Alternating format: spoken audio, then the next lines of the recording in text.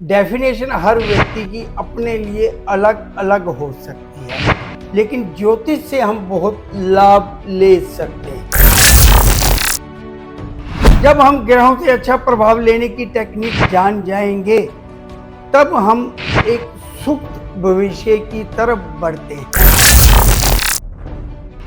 भाव के अनुसार उस व्यक्ति का चरित्र कैसा होना चाहिए, कैसा है ये महत्व नहीं है, कैसा होना चाहिए कि ग्रह शुभ फल दें, शुभ प्रभाव में आ जाए। जो फॉरेनर्स होते हैं वो इन सब चीज़ों को नहीं मानते हैं। जो जापानीज होते हैं, चाइनीज़ होते हैं, वो तो इन चीज़ों को नहीं मानते। तो क्या उन पर भी वो असर हो रहा होता है? जहाँ पर देव है ना, जी। देवता है, वहाँ पर राक्षस भी है। हाँ जी। नेगेटिव पॉजिटिव हर चीज का है। जो व्यक्ति नाम कमाने की चाह रखता है, जो व्यक्ति नाम कमाना चाहता है, उसे ग्रहों के अनुसार चलना ही पड़ेगा। नमस्कार दोस्तों, मैं रजनी आप सबका हमारे पॉडकास्ट में स्वागत करती हूँ। ज्योतिष, एस्ट्रोलॉजी, क्या वाकई इसका हमारी लाइफ से कोई कनेक्शन होता है या ये सिर्फ एक मिथ है? या मैं यूँ कहूँ कि लोगों को ग्रहों के नाम से डरा के पैसे कमाने का एक ज़रिया। आज इसी बात पे चर्चा होगी और इसमें हमारा साथ देंगे लाल किताब एक्सपर्ट श्री जगमोहन महाजन जी, जो कि पिछले 40 वर्षों से लाल किताब का ज्योतिष कर रहे हैं। तो आइए बिना किसी देरी के इनका स्वागत करते हैं। नमस्कार सर। नमस्कार जी। महाजन जी, आपका बहुत बहुत स्वागत है। बिना किसी देरी के मैं इस चर्चा को आगे बढ़ाती हूँ। जैसे एक आम इंसान, जैसे कि मैं हूँ महाजन जी, तो मुझे ज्योतिषी का ABC भी नहीं आता। अगर मुझे समझाना हो कि ज्योतिष क्या है, तो इसकी क्या डेफिनेशन देंगे आप? ज्योतिष क्या है? हम्म। ज्योतिष 9 ग्रहों पर आधारित है, कुंडली के 12 खानों पर आधारित है। डेफिनेशन हर व्यक्ति की अपने लिए अलग अलग हो सकती है, लेकिन ज्योतिष से हम बहुत लाभ ले सकते हैं। ज्योतिष जब बच्चा दुनिया में आया, जिस समय आया, उस समय पर क्या ग्रहों की पोजीशन थी, ग्रह हमें क्या कहते हैं कि हमारा जीवन कैसा हो, कि ग्रह जो हैं हमें अच्छा प्रभाव दें। जब हम ग्रहों से अच्छा प्रभाव लेने की टेक्निक जान जाएंगे, तब हम एक सुप्त भविष्य की तरफ बढ़ते हैं।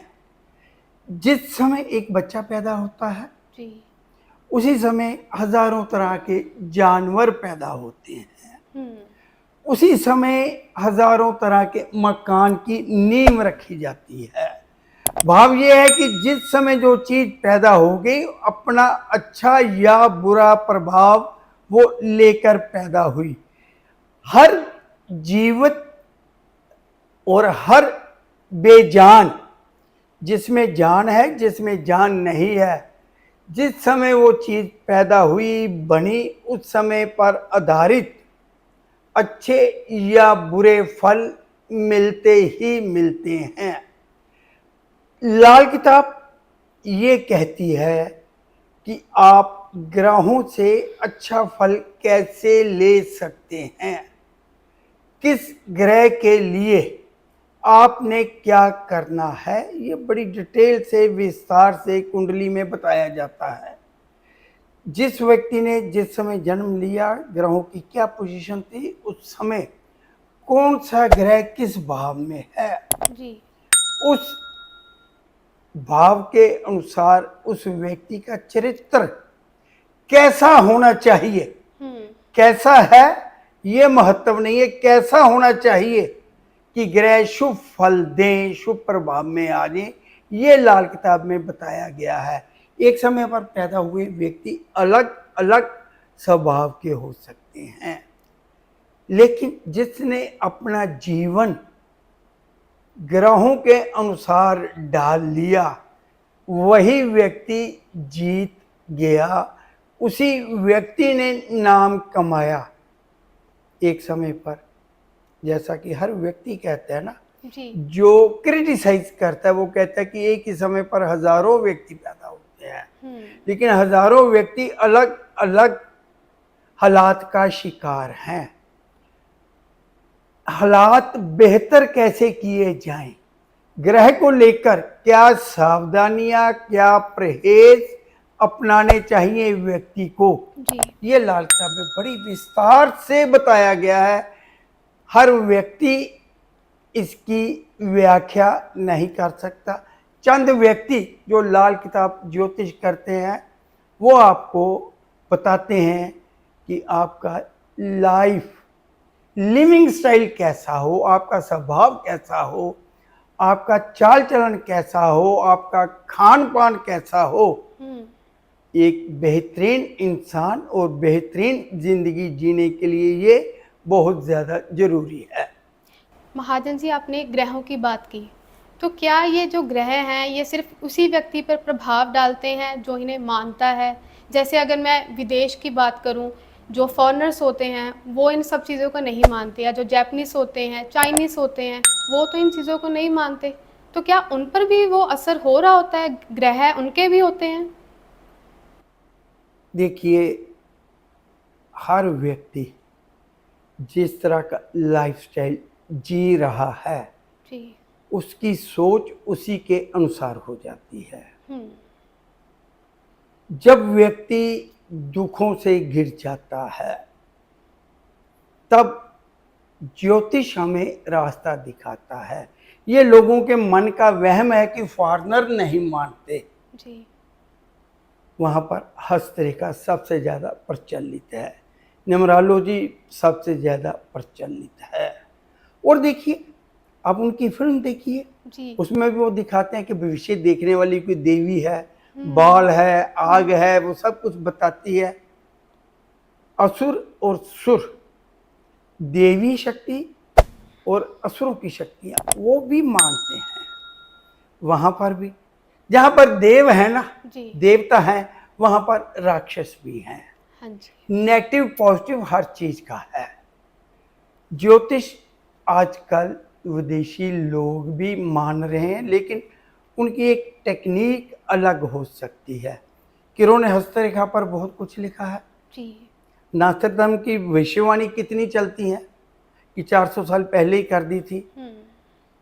हम लोग कुछ भेदभाव पूर्ण नीति अपनाते हैं, हम बच्चों से उम्मीद करते हैं, वो लोग ये बच्चों से उम्मीद नहीं करते। उन्होंने लाइफस्टाइल इस तरह का बना लिया कि उन्हें किसी चीज की इच्छा नहीं है। हम इच्छाएं लेकर जी रहे हैं कि मेरा बेटा ना मेरी सेवा करेगा, मेरा बेटा मेरे कहने में रहेगा। उन लोगों की यही इच्छाएं नहीं, हमें लगता है, लेकिन वो सुखी नहीं है। हम जो सुख देख रहे हैं वो सुख नहीं है। जीना, खाना, पीना सुख नहीं है। जो व्यक्ति नाम कमाने की चाह रखता है, जो व्यक्ति नाम कमाना चाहता है, उसे ग्रहों के अनुसार चलना ही पड़ेगा। बहुत मैरिजेस कराते हैं, 4-4 शादियां करवाते हैं, शादियां टूट जाती हैं। क्या ये कोई जिंदगी? फिर कहते हैं नहीं जी वो मजे कर रहे हैं। नहीं, ज्वाइंट फैमिली और परिवार महत्व रखता है। बाहर भी, विदेश में भी वही लोग कामयाब हैं जो इन चीज़ों पर अमल करते हैं। जिन लोगों ने इस बात को समझ लिया, अमल कर लिया, अपना चाल चलन, अपना व्यवहार ठीक कर लिया, विदेश में भी वही तरक्की कर रहे हैं, इंडिया में भी वही तरक्की कर रहे हैं। दुनिया के हर कोने में वो व्यक्ति तरक्की करेगा जिसने अपना चाल चलन और व्यवहार, रिश्तों की मर्यादा जिस व्यक्ति को निभानी आ गई, उसे ज्योतिषी की जरूरत भी नहीं है, कम जरूरत है। महाजन जी, जैसे आपने स्टार्टिंग में बोला कि हर व्यक्ति के अपने अपने ग्रह होते हैं, तो क्या ऐसा होता है कि जैसे किसी व्यक्ति के ग्रह उसकी फैमिली को इम्पैक्ट कर रहे हैं? बिल्कुल करते हैं जी। ज्वाइंट फैमिली किस लिए बोला मैंने? इसीलिए बोला है जी।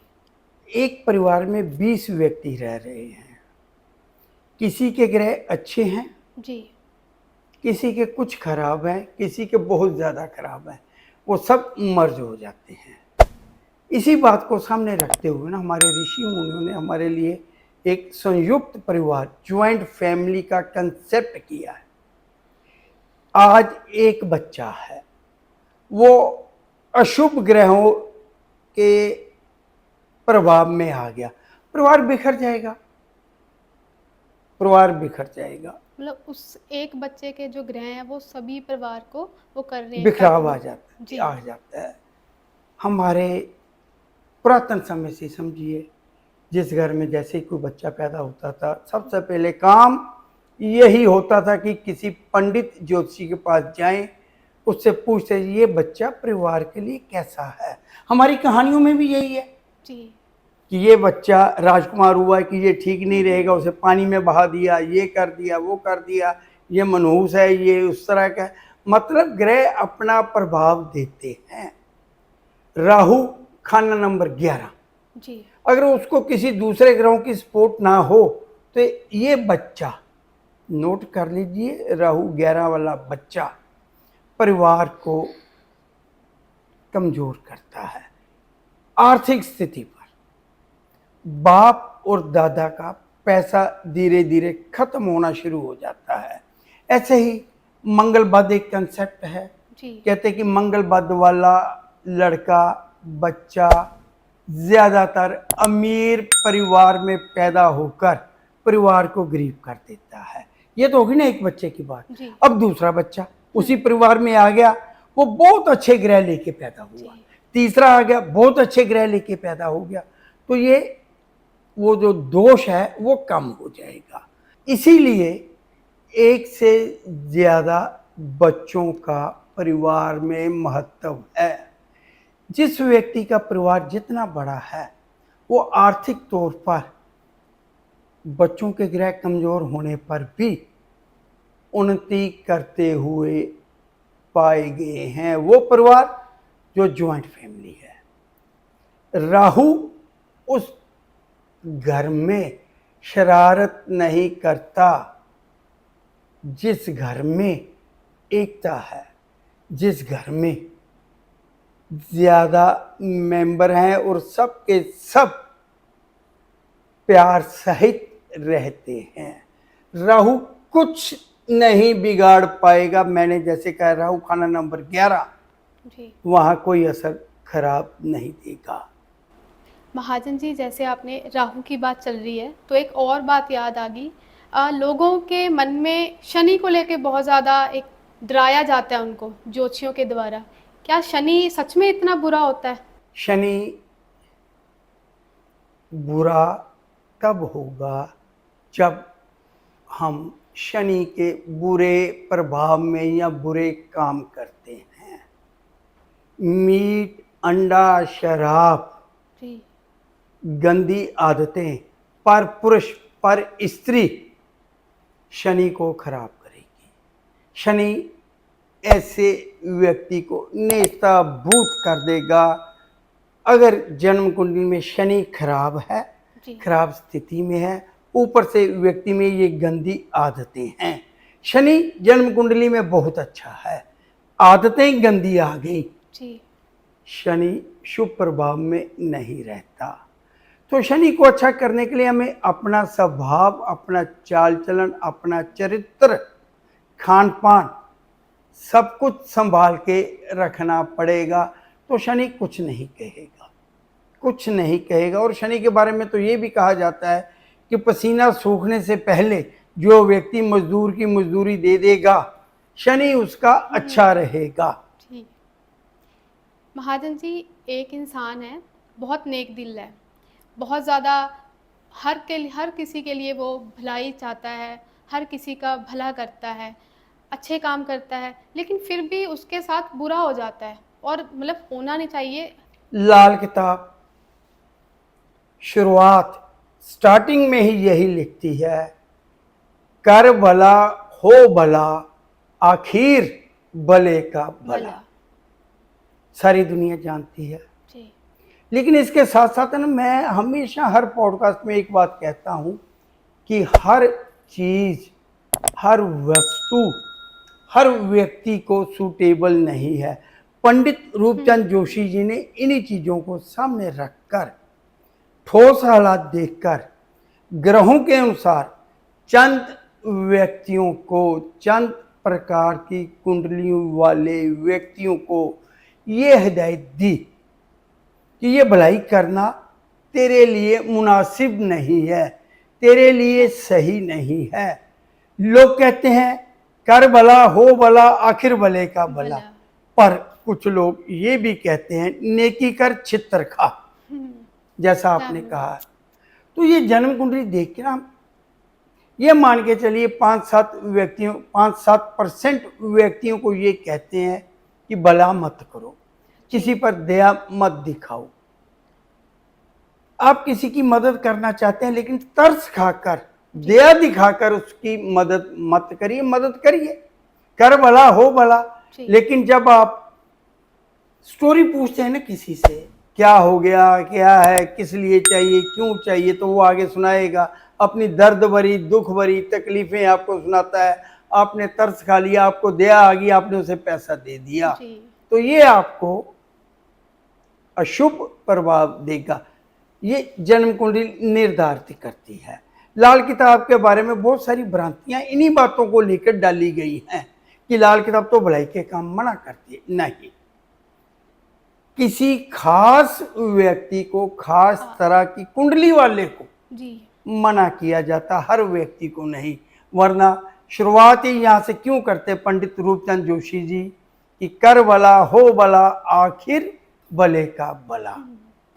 महाजन जी, आप रोज़ाना की ज़िंदगी में बहुत सारे क्लाइंट से डील करते होंगे, तो आपके पास ऐसे क्लाइंट भी आते होंगे कि जब शादी होनी होती है तो अक्सर जो माँ बाप होते हैं वो लड़की और लड़के की जो जन्म कुंडली है उसको मैचिंग करवाते हैं। तो अगर आपने उसमें कह दिया हो कि ये जो मैच है ये सही नहीं है, शादी ना करो, तो इसका मतलब क्या बाद में उनका डिवोर्स हो जाता है? गलत बात, गलत बात। शादी हमेशा संस्कारों से चलती है। हम भारतीय लोग ना वंश वृद्धि को महत्व देते हैं जी। तो जब हम जन्म कुंडली मिलाते हैं ना, तो ये देखा जाता है ग्रहों के अनुसार क्या वंश वृद्धि है, फिर और बहुत कुछ देखा जाता है। ये भी देखा जाता है विवाद चलने वाला है या नहीं। जैसे आप डाइवोर्स कह रही, डाइवोर्स भी होता है जी। नालायक औलाद भी मिलती है, शरीर ठीक भी नहीं रहते। मतलब सिर्फ एक ही बात अगर हम कहें ये शादी नहीं चलेगी तो ये कई बार गलत हो जाता है। लेकिन यहाँ किसी विद्वान ज्योतिषी ने मना कर दिया तो शादी मत करिए, मत घर से निकलिए होरोस्कोप मिलाने के लिए। अगर आपने कहना नहीं मानना, बाद में पछतावा ही हाथ लगेगा। शादी चल जाती है जी। शादी मैं कहता हूँ चल जाती है, बच्चे अपनी मर्जी से करते हैं, चल भी जाती है, लेकिन औलाद ही नहीं मिलेगी, नालायक औलाद मिलेगी। लेकिन काम धंधा ही नहीं चलेगा, दिन ब दिन पीछे की तरफ जाएगा। पति पत्नी में से एक बीमार रहना शुरू हो गया, दोनों बीमार रहना शुरू हो गए, सास बहू की नहीं बनेगी, या वो ससुराल से लड़के के संबंध बिगड़ जाएंगे। मतलब कई तरह से शादी अपनी अशुभता दिखाती है। और हम एक ही बात को सोचें कि ये मना किया गया, ये शादी नहीं चलेगी। हो सकता है शादी ना भी चले। एक से ज़्यादा शादी के योग भी जन्म कुंडलियों में होते हैं। जब शुक्र के साथ राहु हो, शादी बड़ी सोच समझ के की जाती है। लड़के की जन्म कुंडली में शुक्र राहु है, लड़की की जन्म कुंडली में शुक्र राहु एक साथ है, कुछ सावधानियां कही जाती हैं। किस उम्र में शादी करनी चाहिए, किस उम्र में नहीं करनी चाहिए, इसका भी महत्व है। बहुत सारे व्यक्तियों को 25 साल से पहले की गई शादी सूटेबल नहीं है, बहुत सारे व्यक्तियों को 28 साल से पहले की गई सूटेबल नहीं है। बहुत सारे व्यक्ति जिन्हें कि हम मांगलिक कहते हैं, मांगलिक होने पर भी नॉन मांगलिक से उनकी शादी चलती है, अच्छी चलती है। मतलब किस नजरिए से इनकार किया गया है, कई बार विद्वान ज्योतिषी बता देते हैं। लड़के की जन्म कुंडली में वंश वृद्धि के आसार दिखाई नहीं दे रहे जी। लड़की की जन्म कुंडली में भी यही आसार है कि वंश वृद्धि में रुकावट हो सकती है, कंसेप्शन कंसीविंग में रुकावट हो सकती है। तो स्ट्रेट फॉरवर्ड हम लोग मना कर देते हैं। दोनों में एक ही कमी है तो कैसे चलेगा। परिवार कैसे आगे बढ़ेगा। बहुत व्यक्ति आपको मिलेंगे जिनके 10-10 साल हो गए शादी हुए, नहीं हुआ। हाँ, ये भी आप कह सकते हैं, इसका एक अलग है कि आप ये भी कह सकते हैं उन लोगों ने शादी होरोस्कोप मिला के की है, मैच मेकिंग देख के की है, लेकिन कुछ बातों का राज भगवान ने अपने पास रखा है। बहुत सारी बातें हमारे अपने व्यवहार पर भी डिपेंड करती हैं, हमारे बुजुर्गों के व्यवहार पर भी डिपेंड करती हैं। हम जिस खानदान में पैदा हुए उसके लाभ हानि, उनके क्रियाकलाप उन पर भी डिपेंड करती है। महाजन जी, जैसे आप लाल किताब का ज्योतिष करते हैं, आपको लाल किताब का ज्ञान है, ऐसे ही और भी बहुत सारे एस्ट्रोलॉजर होते हैं। कोई वैदिक होता है, कोई नंबर के हिसाब से नंबरोलॉजी जिसे कह देते हैं हम, वो करता है, कोई वास्तु देख के बताता है। तो किसको हम करेक्ट किसको मानेंगे? सभी करेक्ट हैं जी। ठीक। अब जिसके पास जा रहे हैं सोच समझ के जाइए। होम्योपैथिक डॉक्टर के पास जा रहे हैं, आयुर्वेदिक डॉक्टर के पास जा रहे हैं, एलोपैथिक के पास जा रहे हैं, नीम हकीम के पास जा रहे हैं, ये तो आपकी चॉइस है ना। जी। बात वहीं खत्म होगी कि आपको सूटेबल क्या है, आप किस लिए जा रही हैं। समस्याएं हैं तो समाधान आपको लाल किताब से मिलेगा। बहुत सारे व्यक्ति ये कहते हैं कि आने वाला समय अच्छा नहीं है, जो गणना करते हैं वो बता देते हैं कि ये दशा है, ये अंतरदशा है, ये समय ठीक नहीं जाएगा। लेकिन लाल किताब कर्म को मानती है, व्यवहार को मानती है, आपके आचरण को मानती है। मेहनत करिए, लाभ मिलेगा, लेकिन किस फील्ड में मेहनत करनी है ये लाल किताब आपको पूरे दिशा निर्देश देती है। कौन सा ग्रह अशुभ है, कौन सा ग्रह अशुभ प्रभाव में है, जी। उसके अनुसार उसको शुभ प्रभाव में कैसे लाया जाएगा, बड़ी डिटेल से, विस्तार से लाल किताब में जिक्र है। हर ग्रह को लेकर, हर ग्रह की दो दो कंडीशन, अच्छा बुरा, अच्छा बुरा। जब एक ग्रह, जी। देखिए मैं सबको बता दूं कि एक ही ग्रह को लेकर प्रेडिक्शन नहीं की जा सकती, जी। एक ही ग्रह को लेकर फलादेश नहीं किया जा सकता, लेकिन एक ग्रह को लेकर उसके द्वारा दी गई सावधानियां अपनाने से वो ग्रह शुभता में आ जाएगा। जब एक ग्रह शुभता में आ जाएगा तो उसके साथ और शुभता में आ जाते हैं। परिवार का एक सदस्य अगर अमीर हो जाए तो वो सारे सदस्य को, अपने भाई बहनों को भी अमीर कर देता है। जी। अपने भाई बहनों के लिए भी वो सोचने लग जाता है। तो ऐसे ही अगर हम ग्रहों को शुभ प्रभाव में ले आए, उनको शुभ प्रभाव देने पर मजबूर कर दें। क्यों? देखिए मैं बताता हूँ, एक ही समय पे हजारों व्यक्ति पैदा हुए, लेकिन हजारों के हजारों व्यक्ति बुरे प्रभाव में नहीं है। उनका आचरण व्यवहार उसने ग्रहों के अनुसार डाल लिया तो वो लाभ में आ गया। जिसने अपना व्यवहार लाभ नहीं डाला ग्रहों के अनुसार, वो हानि में चला गया। तो ये हानि ना हो, लाल किताब आपको इस विषय में बड़ी विस्तार से, डिटेल से, मेरी बात हमेशा यही खत्म होगी, क्योंकि मैं लाल किताब का मुरीद हूँ, लाल किताब का ज्योतिष करता हूँ। तो मैं सबको यही कहूँगा कि लाल किताब के अनुसार अपना जीवन ढाल लीजिए, कभी कोई मुश्किल नहीं आएगी। हम अपने ग्रह खराब कैसे करते हैं? जो अगर जैसे आपने कहा कि अच्छे रखो, तो ऐसे तो खराब कैसे करता है एक व्यक्ति, अगर नॉर्मल बताया जाए उनसे? नहीं, ग्रह कैसे खराब होते हैं, जी। ग्रह कैसे खराब होता है, होते हैं और होता है, दोनों में अंतर है। जी। वो जन्म कुंडली देखेंगे ना जब, तब बता पाएंगे भी तू ये मत कर, तू ये कर। जी। किस ग्रह के लिए मैं हिदायत दूं? अब जैसे कि शनि के लिए आपको बता दिया, जी। अब शुक्र के लिए देख लीजिए। शुक्र ग्रह लाखों रुपए का डायमंड पहन लिया, किसी विद्वान ज्योतिषी ने कहा कि शुक्र तेरा अशुभ है, डायमंड पहन लो। जी। वो पत्नी की कदर ही नहीं करता। घर आया, पत्नी के आते ही थप्पड़ मारा पत्नी के साथ लड़ाई की, तो लाखों का डायमंड बिल्कुल काम नहीं करेगा। तो लाल किताब यही कहती है जी। कि पत्नी की रिस्पेक्ट करो, मतलब शुक्र अच्छा हो जाएगा। अगर शादीशुदा नहीं है जी तब अपने पहरावा उसका ध्यान रखो, साफ सुथरे कपड़े पहनो। देखिए बातें वही रहेंगी। जी अगर आप मुझसे यही बातें जानने तो ये तो सब कुछ ऑलरेडी बोला हुआ है, किस ग्रह को कैसे शुभ किया जाए। जी हर ग्रह के लिए, हर व्यक्ति के लिए केवल परिभाषा अलग हो सकती है। किसी भी व्यक्ति का शुक्र खाना नंबर 1 में है, किसी का 8 में है, किसी का 7 में है, किसी का 5 में है, किसी का 3 में है, किसी का 2 में है।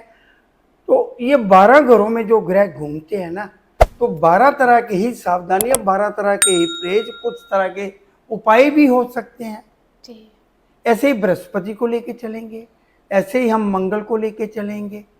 तो अपने जो रिश्ते हैं, रिश्तों में ही तो हमारे ग्रह हैं। जी शुक्र पत्नी है, मंगल भाई है, बुध बहन बुआ बेटी है, राहु हमारे ससुराल है, केतु हमारा बेटा है, बृहस्पति हमारे बुजुर्ग हैं, सूर्य हमारा पिता है। तो आप किसको अच्छा करना चाहते हैं, रिश्तों को ही अच्छा कर लीजिए, रिश्तों को निभाना सीख जाइए। हर रिश्ते की जो मर्यादा है उसको निभा लीजिए, ग्रह सारे ही अच्छे हो जाएंगे। माँ के चरण स्पर्श करिए, चंद्र अच्छा हो जाएगा। मतलब हम अपनी आदतें सुधारें, आदतों को जो डेली लाइफ में वो वैसी अच्छी रखें तो ग्रह अपने आप अच्छे हो जाएंगे, ये बिल्कुल मैं कह अच्छे हो सकती जाएंगे, हूँ। हाँ बिल्कुल अच्छे हो जाते हैं जी। जी हमारे ऋषि मुनि ये सब बातें जानते थे। जी तब ज्योतिष का इतना प्रचार प्रसार नहीं था। राज ज्योतिषी हुआ करते थे, राजा ही ज्योतिषी रखता था। घड़ी घड़ी पल पल घंटों के मिनटों के हिसाब से उसको गाइड किया जाता था। एक राजा ये चाहता है कि उसका राज परमानेंट स्थापित हो, परमानेंट चले, तो वो बिना ज्योतिष की मदद के चलता ही नहीं था। कौन सा योग है, कौन सा मुहूर्त है, हर काम उनका उसी हिसाब से होता था। तो ये गणना होती है, जी मोटा हिसाब। बीमार हो गए डॉक्टर के पास चले गए, जी कोई समस्या आ गई तो लाल का ज्योतिष के पास चले जी, आप समस्या से निकल जाएंगे। लेकिन वो समस्या से निकलने वाला मसला होना चाहिए। आपने किसी से 2 करोड़ रुपए लेने हैं, जी मिल जाएंगे, लेकिन जिससे लेने क्या वो इस हालत में है कि आपका 2 करोड़ रुपया दे जी दे। सही। वो तो खूब डूबा हुआ है, वो तो खूब छकड़े पे अपना भेलपूरी बेच रहा है, उसका काम धंधा डाउन हो गया है। तो मतलब ये है कि देने से पहले 2 करोड़ क्या आपने किसी से सलाह ली थी? नहीं ली। अब पछतावा हो रहा है कि क्यों दिया। तो जब भी कोई बड़ी इन्वेस्टमेंट करनी है, जी चाहे बिजनेस के लिए चाहे किसी को देनी है, जब कोई मकान खरीदना है, शादी करनी है, किसी ज्योतिषी की सलाह लीजिए। बात चल रही थी राज ज्योतिषियों की, जी आपको शायद मालूम ना हो, कुछ पुराने बुजुर्ग या पुराने व्यक्ति ये जानते होंगे। आज भी लोग ये कहते हैं कि जब बच्चा दुनिया में आया जी हम उसके अनुसार ग्रह देखते हैं, लेकिन वो पेट में कब आया कोई नहीं जानता। जी तो पुराने जमाने के राजा महाराजा इस बात का भी मुहूर्त निकलवाते थे, राज ज्योतिषी उसको देते थे कि ये समय जो है कंसीविंग के लिए अच्छा है, आप जाइए रानी के पास जाइए। उस समय और दुनिया में आने के समय का वो घड़ी घड़ी पल पल का हिसाब होता था उनका। बहुत गहराई है, बहुत ज्ञान है। अगर हम उन बातों को सोचने लगे तो बिना ज्योतिष के जो लोग चलते हैं ना वो भी सुखी हैं, जो ज्योतिष को मान के चलते हैं वो भी सुखी हैं, जो नहीं मानते वो भी सुखी हैं, जो नहीं मानते वो भी दुखी हैं। मतलब ये अपने कर्मों पे भी है। जब सब कुछ अच्छा हो रहा होता है ना तब हम ज्योतिष को नहीं मानते। मैंने वो व्यक्ति देखे हैं जो पाई पाई को तरस रहे थे या सिर्फ रोटी खा रहे थे, आज उनके पास सब कुछ है। जी ट्रैक पे कौन लेके आया उन्हें? ज्योतिष। लेकिन आज उनको अपनी की गई मेहनत का किए गए कामों का फल मिल रहा है, तो वो ट्रैक पे कौन लेके आया? गाइडेंस किसकी थी कि आप ये काम करो, आपका व्यवहार ऐसा होना चाहिए, आपने ऐसे रहना है, ऐसे जीना है, ये नहीं खाना, ये खाना है, इस रंग के कपड़े पहनने या नहीं पहनने, ये स्टोन धारण करना है या नहीं करना है। हम जिस तरह की एडवाइस देते हैं, अगर व्यक्ति वो मानता जाता है तो मैं मानता ही नहीं, मैं समझूंगा ही नहीं कि व्यक्ति तरक्की नहीं कर सकता। आपकी अपनी मजबूरियां हो सकती हैं कि ये महंगे उपाय हैं, ये महंगे उपाय हैं, तो मैं नहीं मानूंगा। जो कहा गया है उसको करना चाहिए। महंगा सस्ता एक अलग विषय हो सकता है। महाजन जी, जैसे आपने टाइम का बताया, तो ऐसे दिन वार का भी बिल्कुल, हर एस्ट्रोलॉजी चीज के का बात महत्व है ना। जी। देखिए 9 ग्रह हैं, 7 वार हैं। जी। सूर्य को रविवार दिया गया है, चंद्र को सोमवार दिया गया है, मंगल को मंगलवार, बुध को बुधवार, गुरु ग्रह को गुरुवार कह देते हैं हम, शुक्र को शुक्रवार कह देते हैं, शनि को शनि कह देते हैं। राहु केतु जो हैं इनके लिए एक समय निर्धारित कर दिया। केतु के लिए संडे ब्रह्म मुहूर्त जो है वो उसको दिया गया। वीरवार, गुरुवार जिसे कहते हैं, गुरुवार की शाम सनसेट के बाद वो राहु को दी गई। तो ये समय तो ये समय और ये वार, इसका भी महत्व है। तभी तो लोग कहते हैं कि गुरुवार को कपड़े मत धोइए, बाल मत कटाइए। तो बहुत सारे लोग कहते हैं कि मंगलवार को हम विस्की नहीं पीते, शराब नहीं पीते, मांस नहीं खाते। तो इसीलिए कि 2 ग्रह आपस में मिल जाते हैं जो अशुभ प्रभाव देते हैं। रेगुलरी एक ही वार को एक ही काम करते रहना, कई बार वो शुभ प्रभाव देता है, कई बार वो अशुभता बढ़ा देता है। महाजन जी, आपसे बात करके बहुत अच्छा लगा।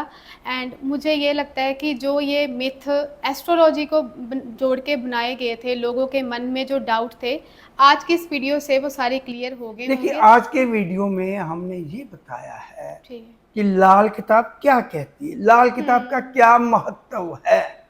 लाल किताब आपको मुश्किलों से निकालती है।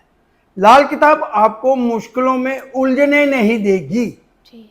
लाल किताब मुश्किलें ना आए, आपने क्या करना है, कैसे जीवन जीना है। लाल किताब आपको रिश्तों की मर्यादा निभाने को कहती है। लाल किताब आपको उन्नति के रास्ते पर ले जाती है। लाल किताब आपको बुलंदियां छुआ देती है। अगर आप अपनी जन्म कुंडली दिखाकर लाल किताब के अनुसार परहेज, उपाय, सावधानियां अपना लेते हैं तो काया पलट, जिसे हम कहते हैं चमत्कारिक रूप से वो सब प्राप्त कर लेते हैं जो आप चाह रहे होते हैं, लेकिन मिलता नहीं है। क्यों? क्योंकि आप उसके अनुसार चलते ही नहीं हैं। बहुत सारे व्यक्ति हैं, मैं हमेशा एक उदाहरण देता हूँ कि जब लीवर खराब हो जाता है ना, तब हम डॉक्टर के पास जाते हैं। वो कहते हैं शराब बंद, ये टॉनिक ले। वो कहते हैं डॉक्टर साहब ये टॉनिक दे दो, शराब मत बंद करो। तो ऐसे ही हम कुछ बातें जो कहते हैं, वो कहते हैं नहीं, ये नहीं हो सकते। जैसे कि शुरुआत में हमारी बात हुई है, भलाई के काम किसी व्यक्ति को सूटेबल नहीं है। वो व्यक्ति हद दर्जे का बुराई करने का आदी होगा और पछताता भी है। हम उसे कहते हैं ये ना करो, कहते ये तो हमारे संस्कारों में है। चंद व्यक्तियों को ये सूटेबल नहीं है। ऐसे ही देखिए, हर व्यक्ति ना पूजा पाठ करता है, मंदिर जाता है, हर व्यक्ति करता है, लेकिन हर व्यक्ति जो मंदिर जाता है सुखी भी तो नहीं है ना। ये भी डिफाइन किया गया है लाल किताब में कि इस तरह के ग्रह वाले व्यक्ति को नहीं जाना, भगवान के बहुत ज्यादा पूजा पाठ आराधना नहीं करनी। कुछ चंद व्यक्तियों को, वरना हर व्यक्ति के लिए वहां जाना शुभ है। लेकिन यहां भी उन्होंने एक कंडीशन लगा दी कि अगर तेरे संस्कार तुझे कहते हैं कि जाओ तो जा, दूर से माथा टेक, मूर्तियों को प्रणाम कर, वहां जाकर मूर्तियों को टच मत करो। जी। हमारे हिंदू समाज में एक प्रथा है, हम जाते हैं, टच करते हैं, चरण स्पर्श करते हैं, ऐसे करते हैं, ऐसे करते हैं। तब वो कहते हैं जाओ माथा टेको, हाथे में खड़े हो जाओ, अपना शीश झुकाओ, उसके बिना चलती नहीं है दुनिया। सदियों से हिंदू लोग परिवार में ठाकुर जी स्थापित हैं हर परिवार में। तब क्या ये ज्योतिष नहीं था? तब भी था। तब भी जिनके घरों में ठाकुर थे उनके भी वंश वृद्धि नहीं हुई। कई एक के तो बेटे पे बेटा, बेटे पे बेटा, बेटे पे बेटा, वंश वृद्धि, वंश वृद्धि, वंश वृद्धि। जिसको सूटेबल नहीं है उसका वंश रुक गया। जिसके घर में ठाकुर जी हैं वो तकलीफों से भी ग्रस्त हैं, आज भी ग्रस्त हैं, बहुत सारी तकलीफें हैं। तो कुछ चंद व्यक्तियों को, चंद मतलब 1-2% मान लीजिए, जो हमारे पास आते हैं, उनमें से जो अगर मैं निकालूं तो धर्म कर्म के काम मना ही है।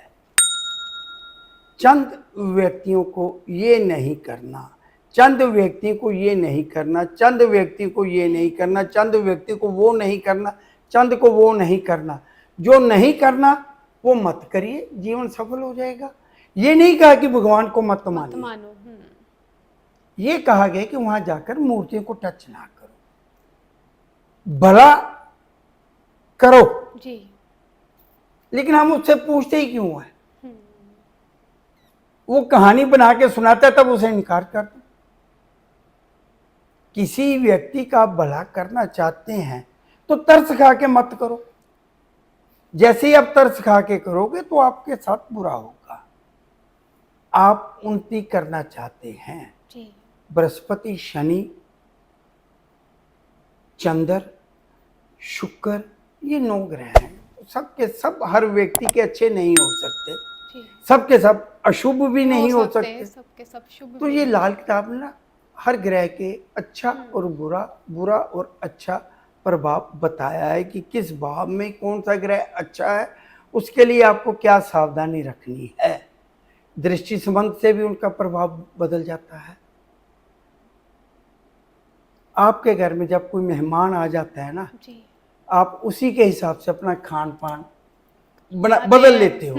दोपहर को आपने प्लान किया कि शाम को ये सब्जी बनाएंगे जी, लेकिन शाम को आपके घर आपकी बुआ आ गई, आपकी बहन आ गई, दामाद आ गया, तो वो प्लान बदल जाएगा। मतलब उसी के अनुसार हम खाना बनाएंगे।